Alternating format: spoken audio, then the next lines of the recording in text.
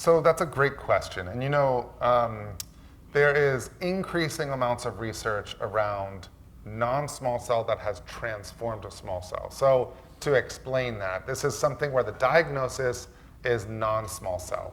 Now commonly, or more commonly in that case, it's an EGFR mutation, so a type of adenocarcinoma that's been treated with targeted therapy, although it can happen with others, where part of the resistance to that drug, where the cancer starts growing despite the treatment, is because it transformed. And it went from non-small cell to small cell.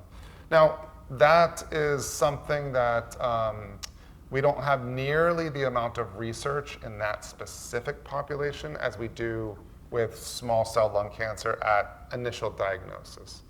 But the research that we have really suggests a lot of similarities.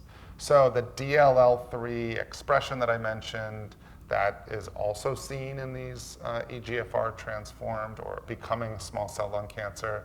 The small cell lung cancer drugs, the initial drugs we utilize tend to work. As far as getting into some more specifics though, we don't have a lot of the specifics as far as what percentage of people do immunotherapy work.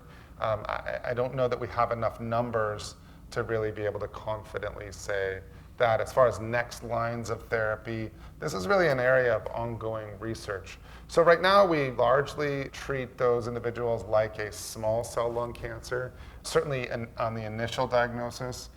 Whether or not to incorporate immunotherapy, there's discussion around. I think sometimes people will continue the targeted therapy in some cases and then add in chemotherapy. In others, they'll give just the chemotherapy, and then in others, it'll be the chemo and immunotherapy. I could hear that answer sounding kind of like, well then, what do we do? And that's the research. So I do think immunotherapy is still an important consideration in that population. If you're doing targeted therapy in that EGFR specific case, you cannot do immunotherapy because the combination can cause real risk of side effects. But at some point, getting treated with immunotherapy I still think is very important, even if not in the initial treatment.